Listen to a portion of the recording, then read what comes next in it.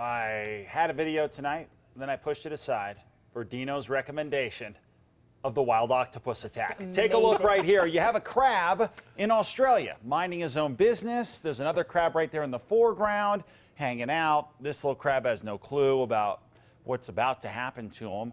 And then also, oh, yeah, that is an octopus, okay? So the octopus is basically, well, the woman, by the way, shooting all this freaks out, then eventually gets back around to the action at hand, which is the octopus taking this crab into the water and basically having it for lunch. Yeah. Wow. That crab's just given up. Well, if you're the crab, are you not thinking, what is this thing, got eight arms? I mean, you gotta be like, what is going on around here? Make you rethink your beach vacation. That, you know what I mean? That is a tough break. There's some tough stuff going on in Australia. Yeah. I mean, they've got spiders that are this big. It's craziness. You have to box a kangaroo. I don't even know what a dingo is. Those things are crazy. All right, 20s and 30s off to the north, down to the south. 20s and 30s as well, some 40s around the T or C area. Looking at what's going on here with the satellite radar, not much. Big ridge of high pressure is sitting out to our west, and it's going to keep us relatively quiet weather-wise, although we're going to see a little bit of action here. Not tomorrow, though. Sunshine on the way. Then a weather disturbance starts to head in our direction for Saturday. It's not going to have a statewide impact.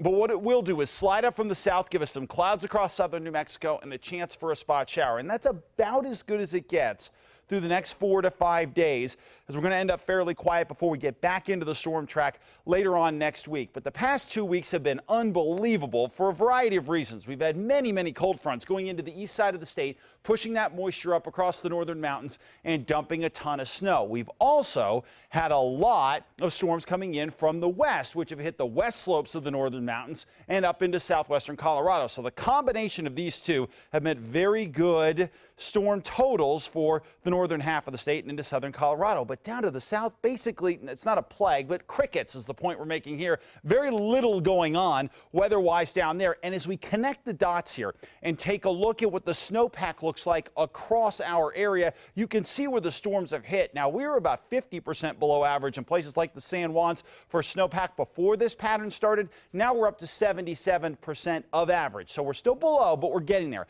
Gunnison Basin looking better. Upper Rio Grande looking okay. Arkansas is actually above average. As you go over to the Sangre de Cristo Mountains, look at the east slopes here. Cimarron 124, meaning 24% above average, 5% above average in the core of these Sangre de Cristo Mountains. And the Pecos 86, 92, Chama 73 in the Jemez River area. So overall, getting better, all these numbers, either above average or approaching, trying to get there. But look across the south where we haven't had the precip, San Francisco River Basin, the Gila River not looking good, the Mimbres not looking good, better as you get into the Sacramento Mountains. So you can see where the storms have been.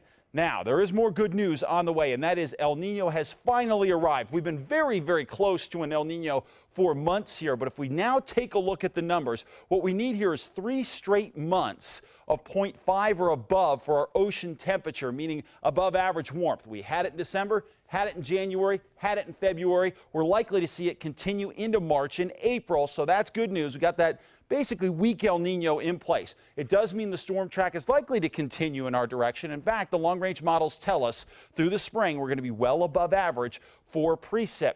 However, a longer look here shows a couple of things that we know about when we get these weak El Ninos in place. Looks like now we've got about a 60% chance that El Nino will continue into the summer and maybe beyond. Now, more spring moisture could reduce the fire season, but spring and summer impacts are not as well proven with an El Nino as winter impacts are, so we're going to have to continue to watch that. Let's go across southern Colorado. Sunshine, warmer conditions, temps in the 40s for tomorrow, 50s. As we head into Saturday, across the northwest, looking good here. 49 Farmington, 55 in Grants, and 56 in Gallup. You'll notice more clouds on Saturday across the southwest, where we have a chance at a shower or two. Could even see a sprinkle in the southeast with more clouds on Saturday, but it's going to be more isolated. So for the most part, partly cloudy skies. 52 Roy, 51 in Warren, 51 in Las Vegas. Up over the northern mountains, the notable numbers here.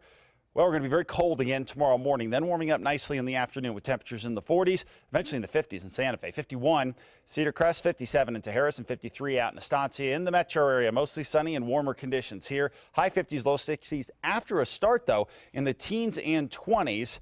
Finally, in the metro area, not bad. 61 by Saturday, 61 on Sunday. More clouds coming in by next week. Much more on Twitter at KRQE Mark. All right, thank you, Mark.